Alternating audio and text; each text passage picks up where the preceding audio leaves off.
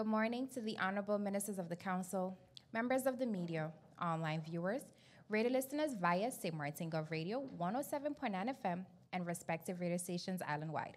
I'm Rolika Roach, and welcome to the live Council of Ministers press briefing for today, Wednesday, November 17th, 2021.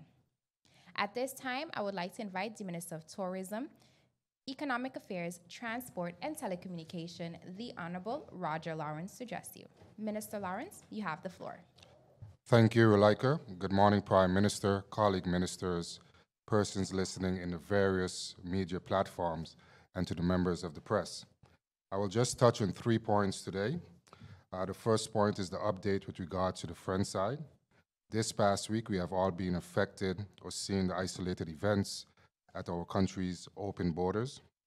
To safeguard the tourism product and to mitigate the impact, a press release was sent out last week recommending visitors to stay on the Dutch side.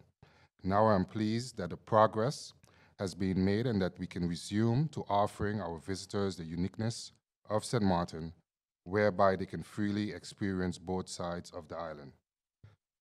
As it relates to Philipsburg and the plan therein, with ongoing discussions with my colleague Minister Duran of Rami, we have put together a formula as it relates to the repairs of Front Street Road network and improving the sidewalk.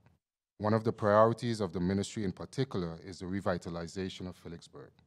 We plan to do the necessary components and in stages. One of the necessary components now is the repair works of the road network.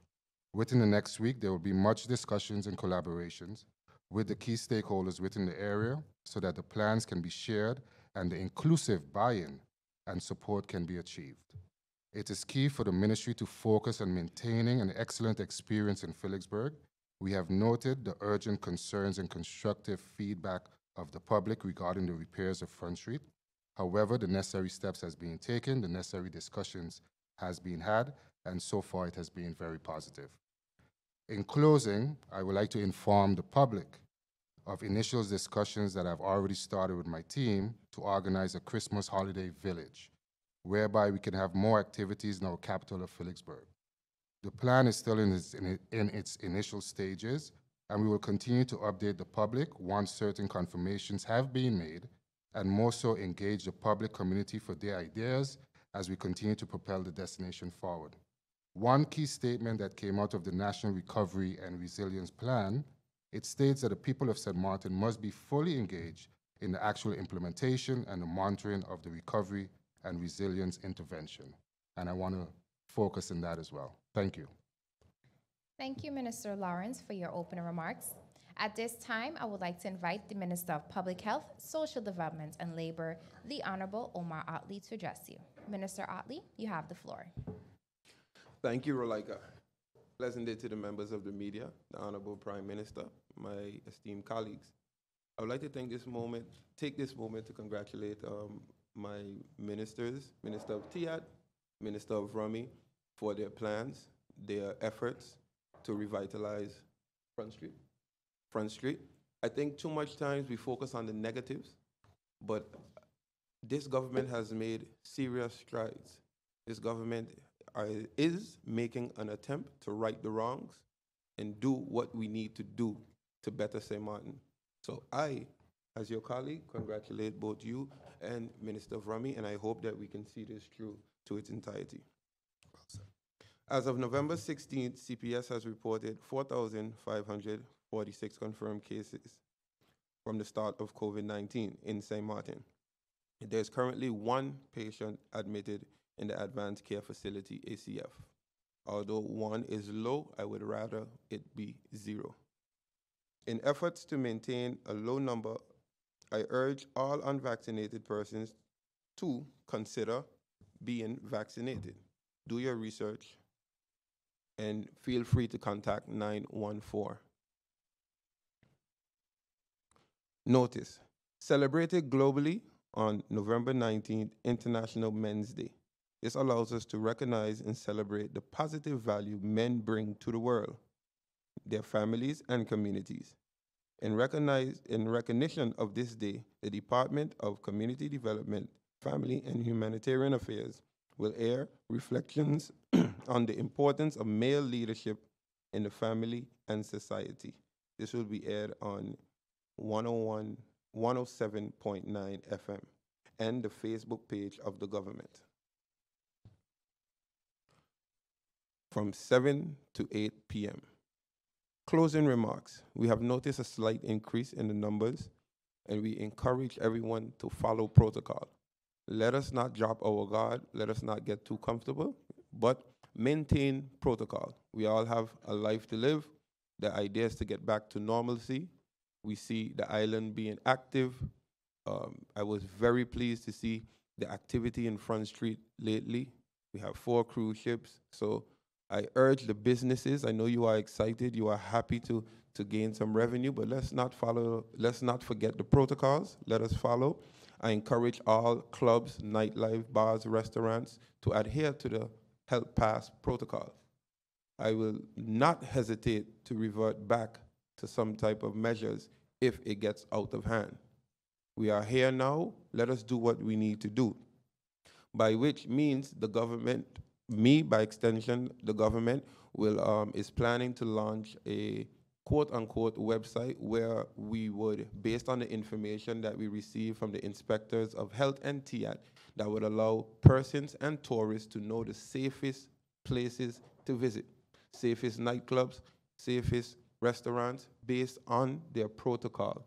So we will use the reports of those that are compliant, and we will promote and push those businesses that are compliant. It is my job as Minister of Health to take care of our people, to take care of those visiting our island. So if that's what we need to do, that's what we will do. Also, I'm happy to announce we have launched the Digital COVID Recovery, the DCR. It is the same avenue as the DCC, but for those persons who have had COVID before, you can now get your QR code showing that you were infected.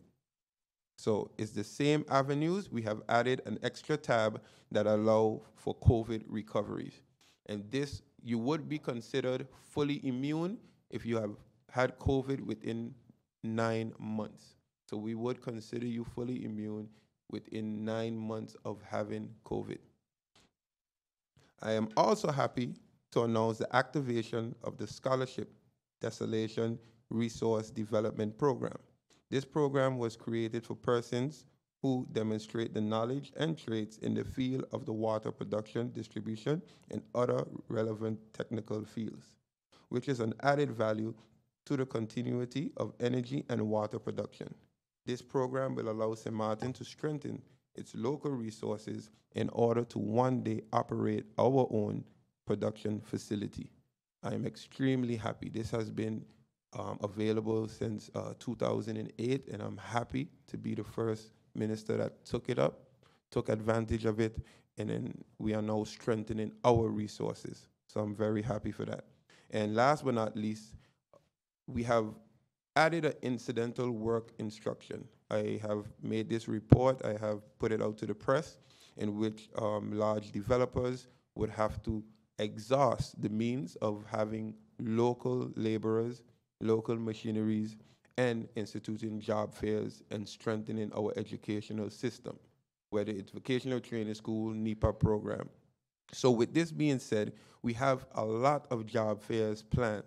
Businesses such as Inzo, Simpson Bay Resorts, nightclubs, all of these have come forward, and we have planned job fairs. So I'm asking everyone in need, those job seekers, please register at the labor office. Please register. If you are not registered, we will not have you in the system, and basically it's not much I can do for you. So please take the time and register to the labor office, because with these job fairs, we will take the list that we have at the labor department and present it to the different companies. Thank you. I look forward to any questions. Thank you, Minister Otley, for your opening remarks. At this time, I would like to invite the Minister of Finance, the Honorable Artswell Edion, to address you. Minister Edion, you have the floor. Good morning, Relika. Good morning to my colleagues. Good morning to the media. Good morning to the people of St. Martin. I was smiling when Minister Otley mentioned the support of his other ministers, because while he was speaking, I was about to do the same thing in regards to his, I would say, performance for the last few months, because I think a lot of us underestimate what it takes to get to this point. I've seen the last few months when the minister would be at press briefing, we could feel the tension, we could also feel the sadness when we had to consistently on a weekly basis announce deaths to a point where it felt almost like a number. And we didn't want to get to that point of it becoming numb because it became so normal. We didn't want to normalize death because of the pandemic. And I was smiling a little bit because I could feel the tension leaving a little bit, but also because of the steps we took in the last few months, we were able to freely navigate. The tourists are able to freely navigate. I've seen all the different Facebook groups and so forth of tourists being very, very happy at the moment being on the island. And they've chosen St. Martin over a lot of other destinations because of their COVID protocols not being able to open, or their low vaccination rates, or their high amount of cases. So because of the steps and the work and the difficult decisions we've made in the last few months, we were able to reach to this point, and I look forward to our further growth and actually realizing our forecasted estimations of 14.4% growth for next year. We only could achieve this and reach this by all of us continuing to take the basic protocols into concern, and I believe we will get there. On another note, I'm happy to announce that the Council of Ministers has approved the St. Martin member of the CFT, who is Ms. Julissa France Labega. I'm very proud to announce this. Julissa France Labega is also a former classmate of mine, so I'm happy to see how far we have come in our growth. In addition to that, Julissa, Ms. France Labega was, I believe, the first and probably the only person a few years ago when there was a delegation that went to the Netherlands, and she was hired on the spot in the Netherlands through a sort of, I don't know if it was Fred, but either way, it was a hiring program the government initiated a few years ago. She was the only individual hired at that point in time. She has worked very hard in government, committed herself, a very accountable person, and anyone that has worked with her in the last few years knows how serious she is when it comes to getting the job done. That is probably the most admirable thing, I believe, in our new member to be, is that she's serious when it comes to her work and also serious in getting the job done. Her accountability level is respected, and I look forward to her being on the board and representing us well in the future. My next point would be, last year, during the pandemic, we had so many people at home, a lot of persons that lost their jobs, and we started a program last year where persons were able to do free courses for about 6 months via Coursera. It was an initiative by the Ministry of Finance, SMDF, and Coursera. And even more importantly, a member of Coursera came to the island to give a presentation to the Council of Ministers because they were very proud of the achievements St. Martin had reached. And for as small as we were the country with the most persons, percentage that signed up for Coursera, but even more importantly, the amount of persons that actually finished the courses.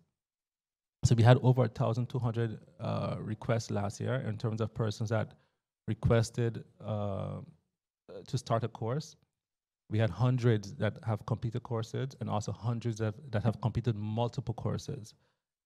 Seeing this demand and this hunger for knowledge, the ministry immediately started to look at possibilities to continue this for at least the next 2 years, while we're still dealing with the pandemic, to continue to engage with the community, allow them growth opportunities and so forth.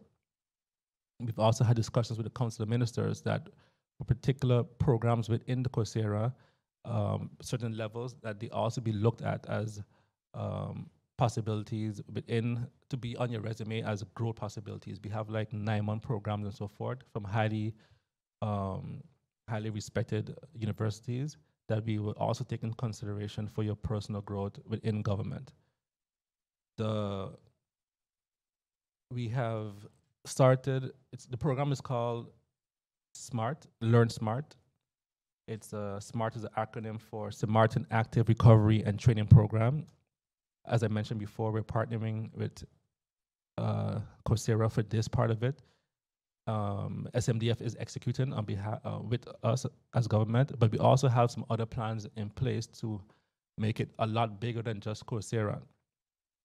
In addition to that, the website currently to apply would be www.smdf.sx/LEARNSMERT, Learn Smart. So www.smdf.sx/Learn Smart. We believe this is a possible very big initiative that could impact a lot of persons. So we plan to actually give this program its own website in the future. We're working on that currently. The deadline to apply is November 19th, 2021 at 5 p.m. I will request the civil servants to not apply via this route, but we will take out a certain amount for the civil servants and follow a different path for applying for the civil servants.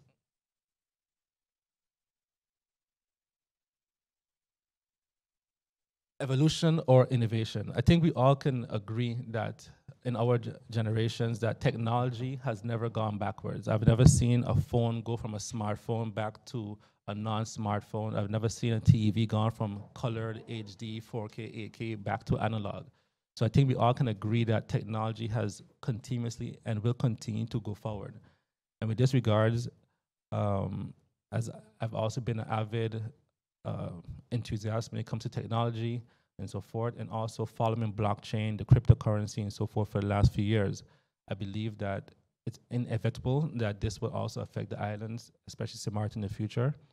And I have requested that the central bank host an event in regards to this. This request came in since last year already, but due to COVID and so forth, we decided to postpone and look at it for this year.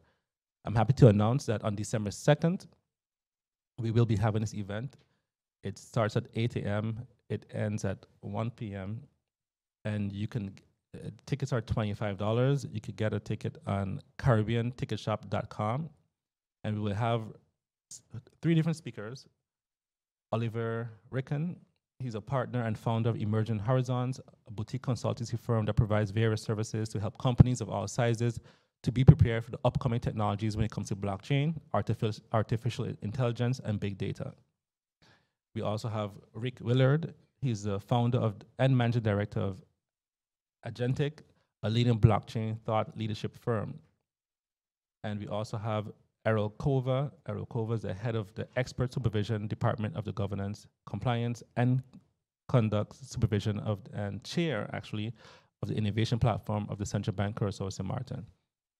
I encourage anyone that I know that there has been a big hype recently when it comes to blockchain, cryptocurrencies, decentralized, centralized. What does this all mean for the future of cash, data, smart contracts?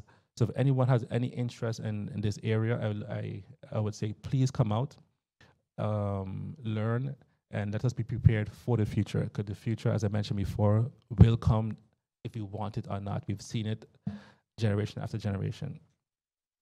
That'll be all my notes for today, Rolika, and I look forward to the questions from the media. Thank you, Minister Edion, for your opening remarks. At this time, I would like to invite the Minister of Public Housing, Spatial Planning, Environments and Infrastructure, the Honorable Egbert Duran, to address you. Minister Duran, you have the floor. Good morning. Thank you, Rolika. Good morning, Prime Minister, colleague ministers, members of the media, and a special good morning to the people of St. Martin. Today I have a few brief updates for you from the Ministry of ROMI. Regards to the Foga pumping station, the project that consists of implementation of a new pumping station in the Foga area in Sucker Garden.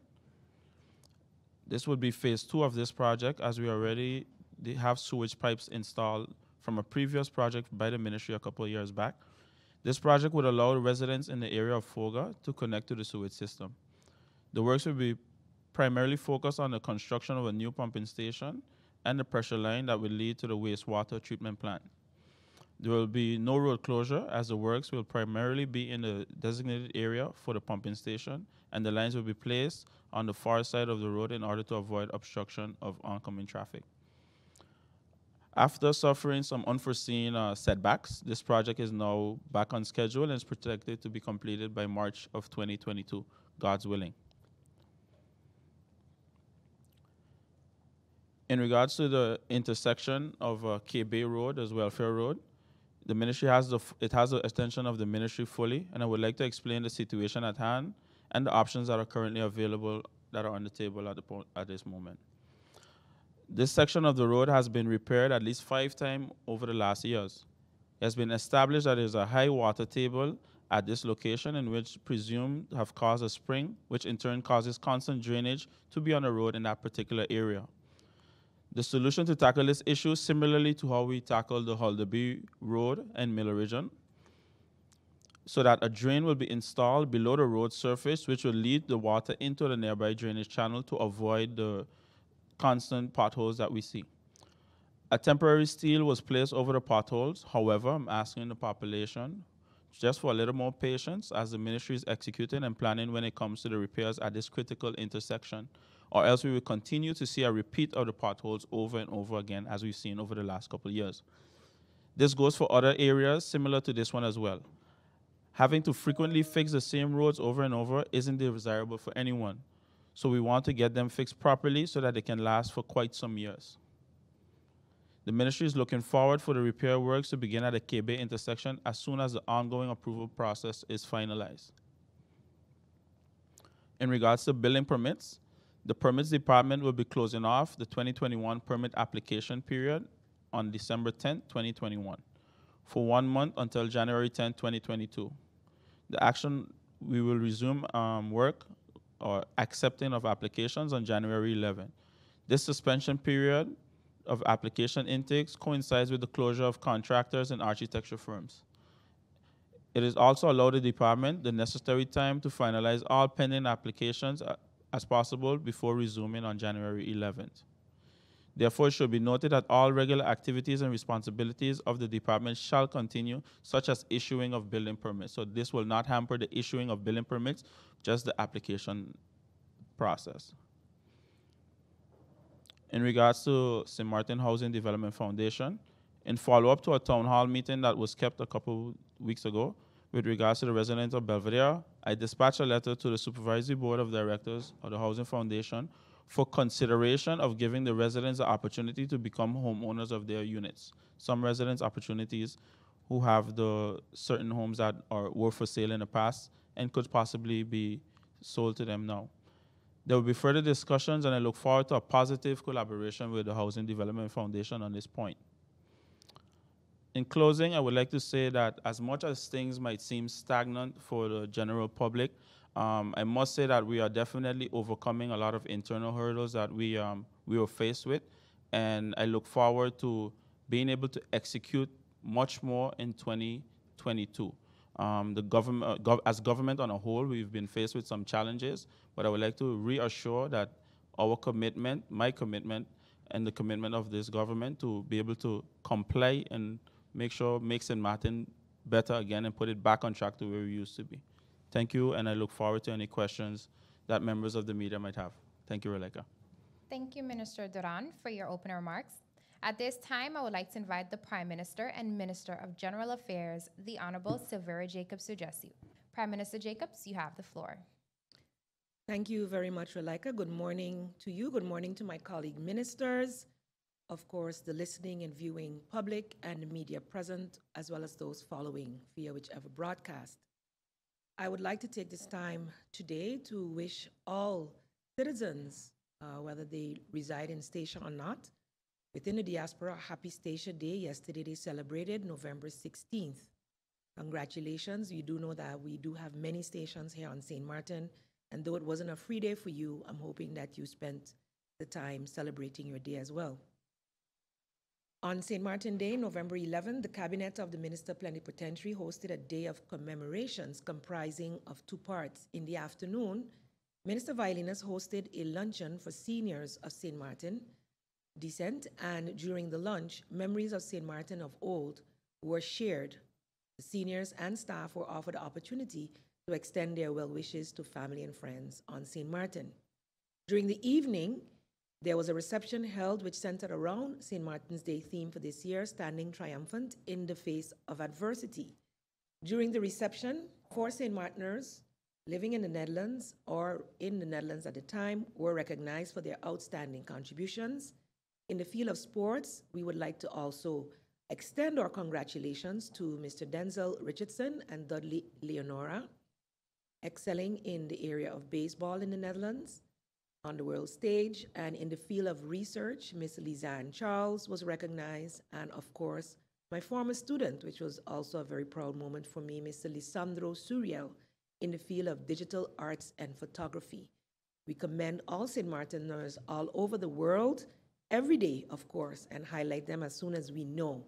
So I encourage family members who are here who may know of the positive prestasis, the positive execution of our St. Martiners abroad, to bring that to the attention of the relevant ministries and, of course, DCOM, and we will do our best to highlight them, because it is very easy, as one of my colleagues mentioned, to always rehash the negative, and we spend very little time highlighting the positive. So this indeed was a very positive one, and I congratulate all our St. Martiners as they are making a big impact, not only for us, but around the world. For those of you who may have missed the virtual presentation, it continues to be available and has much historical value for you, so I encourage you to visit government's official pages and social media platforms for the recorded ceremony of November 11, 2021, featuring many local iconic persons and their talents as well. I'd like to take the time also to congratulate the winners of the Interscholastic Debate Competition, the St. Dominic High School, who beat 2-time champions St. Martin Academy. This happened on Saturday, November 13th, and indeed it's their first win since the start of this competition. So congratulations to the St. Dominic High School and all the youth and their mentors who worked so diligently to be able to have such a debate in the first place. The preparation is the hardest part of the work, and I do encourage all the schools to continue to push in this aspect as well. Many of the sitting members of parliament and active persons within our community at some point in time took part in such debates during their high school years. So it is a good preparation for future aspirations. Coming Friday, I would like to add my encouragement, and I'm very happy with the plan of the VSA Ministry Community Development in highlighting men and Men's Day.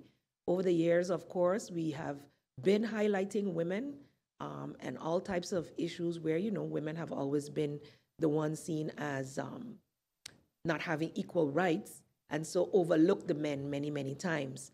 And I must say, over the past years, the celebrations have happened, but they've been quite small. So congratulations to the Ministry of VSA for putting the men in the highlight. Friday, November 19th is Men's Day, so I encourage the general population to highlight the men within our society who are great examples of leadership, fatherhood, and just plain humanity in all that they do for their families and for the society. I look forward to that celebration. Minister Irian, our Minister of Finance, already mentioned part of what I wanted to say, but I would like to mention that yesterday I had an update meeting from the St. Martin Development Foundation, Director Ms. Makisha Brooks and her staff. As you know, they fall within the Ministry of General Affairs as well, and we were updated on their current and future projects. I must commend the SMDF in their collaboration with the Dutch Red Cross for the execution of the Community Spaces project in collaboration with government and other stakeholders, including community organizations in 7 districts. So I'm encouraging the communities, once those are officially opened, to take care of these community spaces. We do have a tendency sometimes when we receive things that we consider quote unquote free, that we don't take the necessary care of it.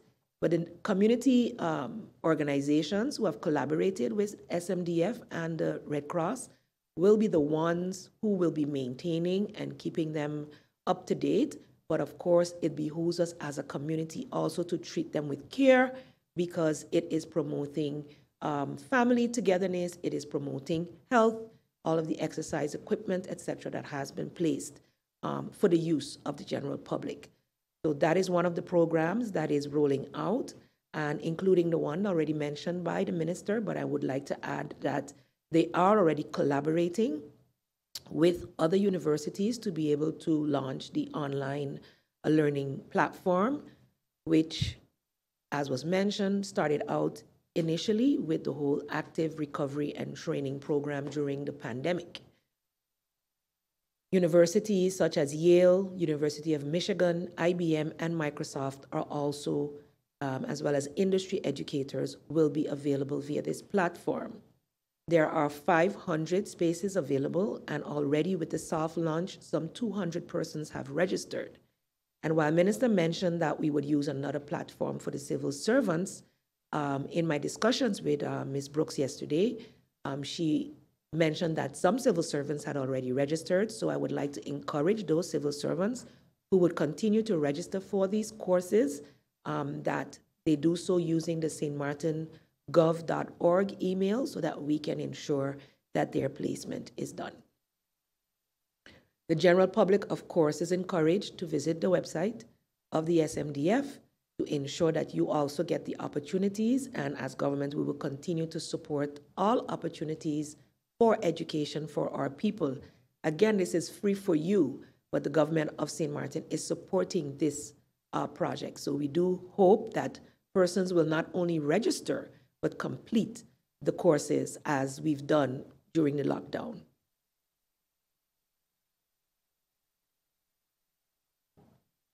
So the deadline, as Minister mentioned, is November 19th. That is this Friday by 5 p.m. As I mentioned before, the funding, the main funding for the SMDF usually comes from government's budget, whereby they are providing subsidy to many NGOs and CSOs on a yearly basis. The NGOs and CSOs don't have a right to it every year. They do have to provide their financial updates and apply on a yearly basis. So if you have not yet looked into this option for your community service or organization or non-governmental organization that is doing great work within the community, especially in the area of youth and support of families, please contact the SMDF for further information. Government will continue and has pledged to continue to collaborate with the SMDF in the execution of much needed projects for the benefit of the people of St. Martin. This organization is one of the exemplary ones which receives subsidy from government. They are always on time with their financial reports, and to my understanding, they've also presented their financials for 2020 to the Parliament of St. Martin this week. So I thank them for their continued execution, and it is a crew of very young persons, so commend them for that as well. This last week, both Minister of Finance and I were absent from the press briefings due to our tripartite consultations with the Prime Ministers of Aruba and Curacao, as well as the Finance Minister of Curacao and the support staff of the Finance Minister in Aruba. Excuse me. I must say that it was a very successful consultation whereby the sharing of information and updates that we were able to give each other gave us a better picture of what each country is dealing with, especially as it relates to the measures that had to be implemented, the new regulations regarding travel, liquidity support, economic standings, as well as how we're dealing with the rollout of the vaccine and or health passes, etc. Out of these meetings, we've come to several concrete agreements on the way forward and with a renewed energy to face our challenges together. We will continue to meet on a quarterly basis in this manner on one of the islands, but of course also virtually on a monthly basis as we are facing the same challenges. And though, as I mentioned before in press statements or press releases, that where one island is further advancing legislation than we are, then we are also sharing that legislation with each other. And it is good to see that, for instance, our legislation for the cost-cutting measures are already at a much further stage than they are, and we are able to then learn from each other and better align our measures. There was a meeting scheduled for today with the CCSU on the way forward based on the Constitutional Court's decision. This has been postponed until tomorrow, November 18th, and we will update once these meetings have taken place. The TWO is also the temporary working organization in relation to the country packages, is also on island for this week for meetings with various stakeholders within the various ministries as well as external stakeholders. In my capacity as Prime Minister and Minister of General Affairs, I'll be meeting with the representatives of the TWO this coming Thursday, and the discussion will be on the updates of the measures and, of course, on capacity building. This has been one of the key areas where we have seen that we've been lacking, that doesn't necessarily get enough attention, and so this is one of the areas of great concern for us. Also, during the course of next week, all ministers related to the country package will be making updates to the Parliament in preparation for their meetings in the Netherlands in December. I was also able to meet with the SOAB Directors and Supervisory Board of Directors prior to traveling, and we were able to continue to liaise with and effectuate the advices received from the SOAB, and they will continue to carry out as much as possible of our research and assistance as required by us. We have a very good established relationship with them, and we will continue to do so.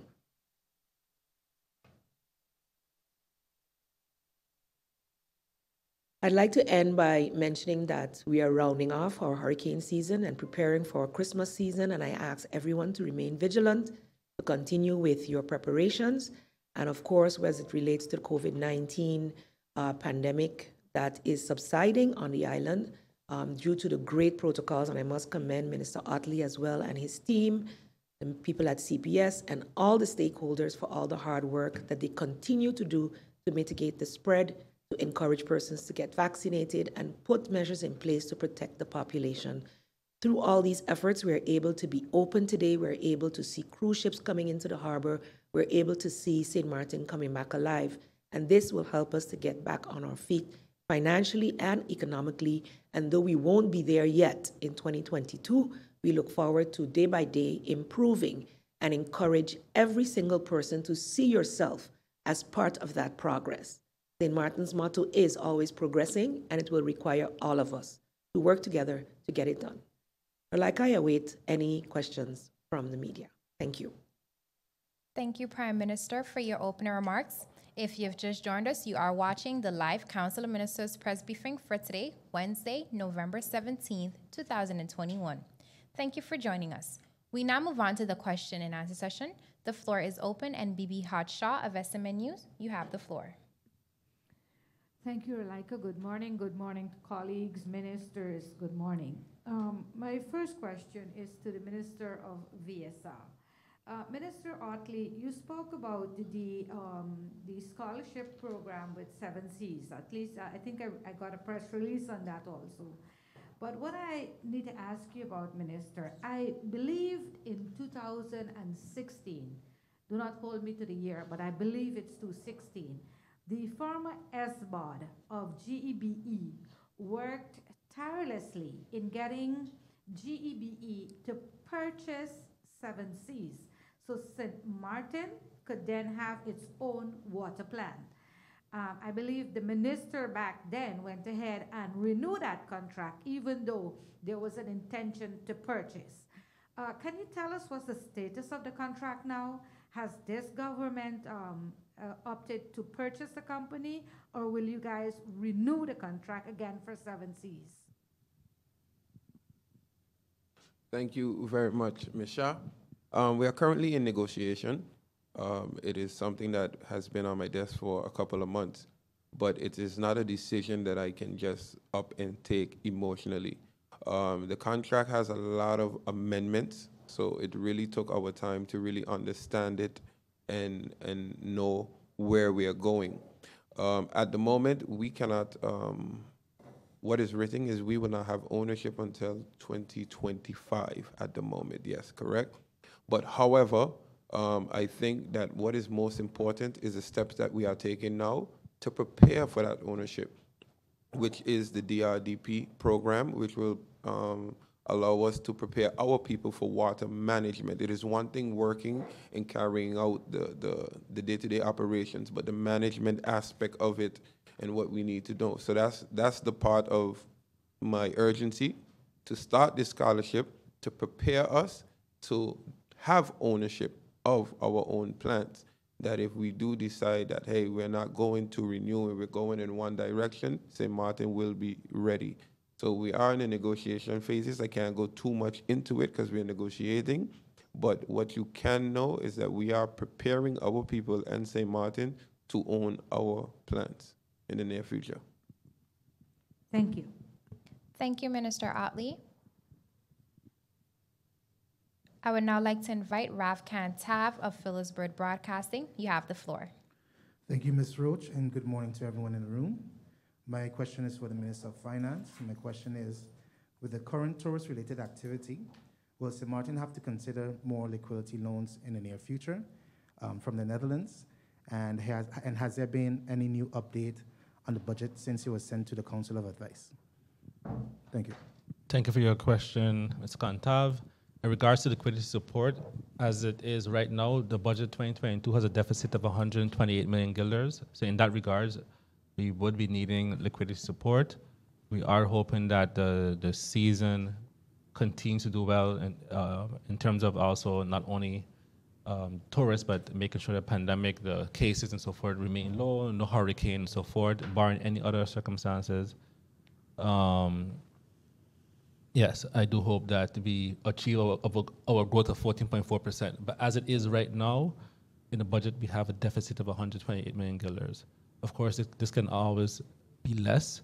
For example, in 2021, the estimated deficit of the IMF, we beat those estimates by about 30 million guilders. So we expect once things go good, we will have a small deficit, but we will have a deficit nonetheless. That's also one point that the CFT mentioned.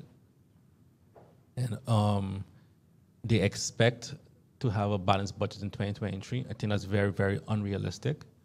We are not going to go from 128 million guilder deficit to no deficit in 2023. If you look at the other countries in the world, they also are on that same path.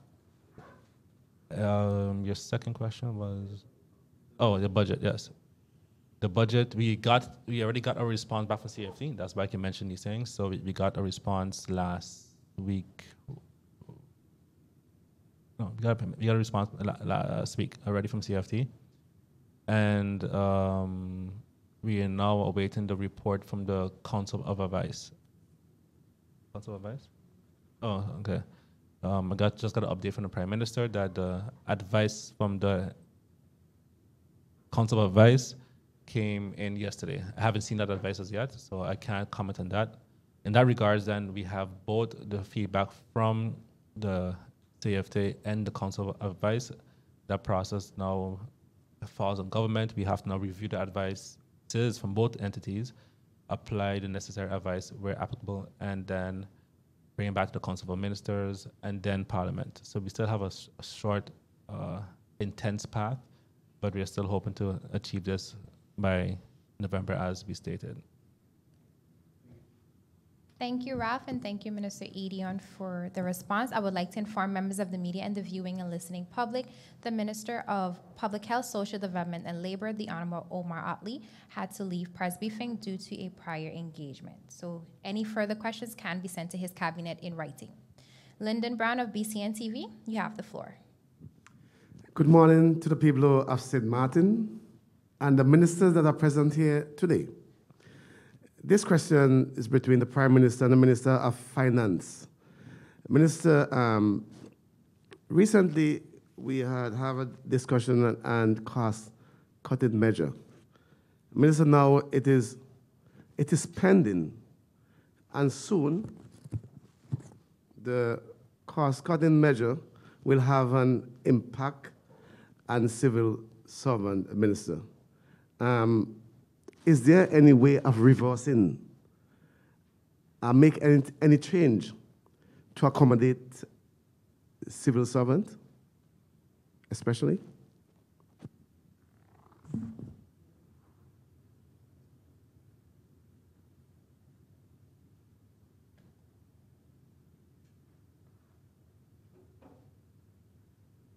Thank you for the question. The cost-cutting measures are now laid down in law. Government already started to execute some of the measures. Some could not be executed without the legal basis. The place where we are right now is to continue to have dialogue with the unions who represent the civil servants. I have already met in a preliminary discussion with the civil servants to update them since we had the verdict. But this is something that's been going on since 2020, since June 2020, and we know that there would be we would feel it in some way or the other. They did feel it within the vacation pay already, and we are looking forward to how the rest will be applied in discussion and agreement with the unions. And that is where we are right now. Thank you, Prime Minister Jacobs, and thank you, Lyndon. I would now like to invite Stephen Cerulean of PJ2 Radio. You have the floor. Thank you, Ms. Roach. Prime Minister, good morning. Ministers, good morning to you as well. My question is for the Minister of TIAT. Minister, you spoke of the work that will start on Front Street in collaboration with the Ministry of VROMI. How soon will that commence? And B, you also talked about the revitalization of Front Street. Exactly what do you mean?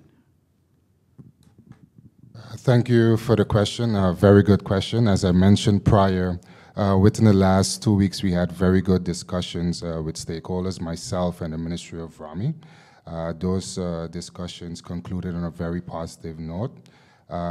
Prior to even going into any details or technicalities as to the length of time the repair works will take, our next step is to talk to the key stakeholders of town. The IMA, the Indian Merchants Association, PPB, PPB, as well as various parties within town to have discussions and to get their buy-in prior to us starting the repair works. Again, discussions have been had within the prior 2 weeks, and we should start the process pretty soon. Yes. Yes, my next one was Walter Plan, so various stakeholders within the Phillipsburg area, yes, and Phillipsburg Promotional Board. Let me spell it out. Thank you. Thank you, Minister Lawrence. Minister Duran.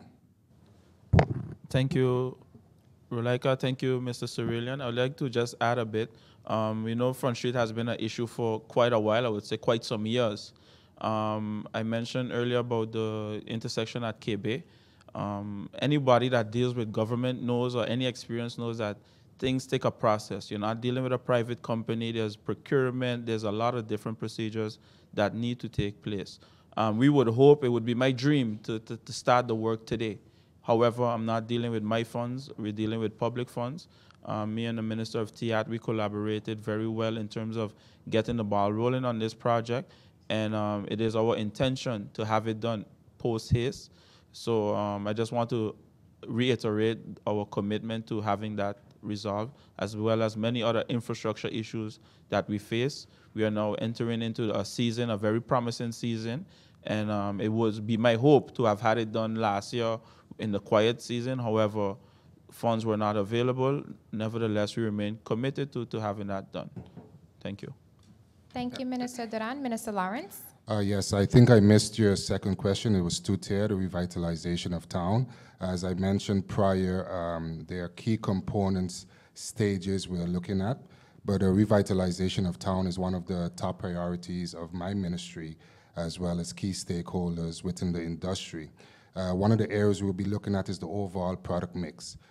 If you have a good understanding now of the visitors that are coming, their focus primarily is on an experience-based standpoints. If we refer to the Generation Z as well as the millennials. So discussions we're having within key industrial partners is how we can change the overall dynamics within town to also attract and focus or zoom in on that particular target group now. So those discussions have already started, very positive, and we will update you as time goes by.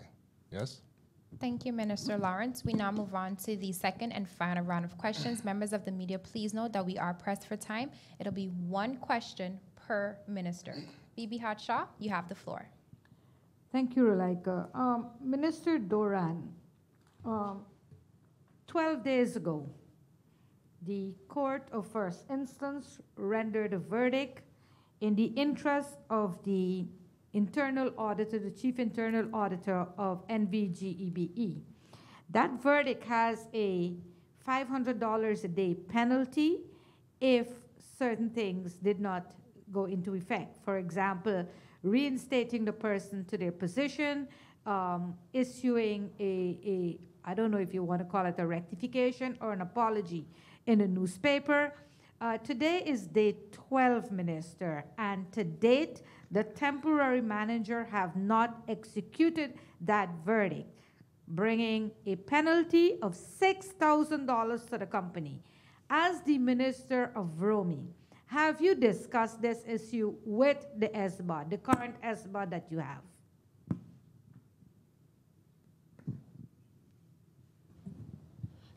Thank you, Bibi, for your question. Yes, indeed, the matter was discussed with the Supervisory Board of Directors, of which they passed a resolution to reinstate the head of internal audit a couple of days ago. And I believe, or it was Monday, if I'm not mistaken. So that is well on its way. So I'm just patiently waiting for the execution of that resolution. And if it doesn't happen within short, then as a council of ministers, which is a shareholder, we will follow up. But we received confirmation on day before yesterday that a resolution was passed to have that done. Hope that answers your question. Thank you, Minister Duran, and thank you, Bibi. Rav Kantaf, you have the floor. Thank you, Ms. Roach. My question is for the Minister of TIAT. Few press briefings ago, you mentioned a meeting that was held with wholesalers on the island. And so my question is, can you provide details on what came out of it as far as food security is concerned on St. Martin, as well as do you have any intention for building off of the last economic recovery plan from the former minister, or will you be creating a new one? Thank you. Yeah, I'll answer the question in two tiers. With regard to the economic plan from the Prime Minister, we are looking into it. I'm not the minister that tends to reinvent the wheel. So if the plans are good, if the initiatives are good, it will be looked into and definitely take the necessary steps in order for it to become a reality. As it relates to the wholesalers, I do have ongoing discussions with the various stakeholders within that sector. No indications have been received so far as it relates to any type of food shortage, especially going into the season. Nonetheless, I think it will be good or pretty much prudent of me to also state that within the shipping industry, you always have a domino effect. There are certain items now that do have an extended lead time, and also you will see the result in prices. My team is in continuous contact with the various parties, monitoring it and so forth, and then sending that actionable intelligence to the SEER. I think the Prime Minister did mention in two prior press briefings that the SEER is now working on a cost of living, let's say, assessment or so forth. But to answer your question again, initially, with regards to food shortage, especially as we go into the season, there is no indications at this point in time. Yes? Thank you. Thank you, Minister Lawrence, and thank you, Raf, for the question. Members of the media, please note that the Minister of Public Housing, Spatial Planning, Environment, and Infrastructure, the Honorable Egbert Duran, also had to leave this press briefing and ask that any further questions be sent to his cabinet in writing. Lyndon Brown, you have the floor. Question to Minister Lawrence. The big word, revitalization of Phillipsburg. Minister, your good intention can can sound very much one-sided, Minister. There are other areas that tourists goes. And do you have any consideration of also revitalize any other areas? The roadmap to recovery is across the board, Mr. Brown. But in particularly, Phillipsburg is a top priority. As you know, it's the capital of St. Martin. So much emphasis must be placed there. We also look at the overall dynamics as it relates to the passenger flow. Overall, you have roughly about 20% of the passengers that comes via our main cruise port walks to Phillipsburg. You have close to 40% of the visitors taking the water taxi. So much emphasis needs to be played there. And we also have to look at the liability aspect as it relates to the current situation with the sidewalks and the overall road network. Emphasis must be placed.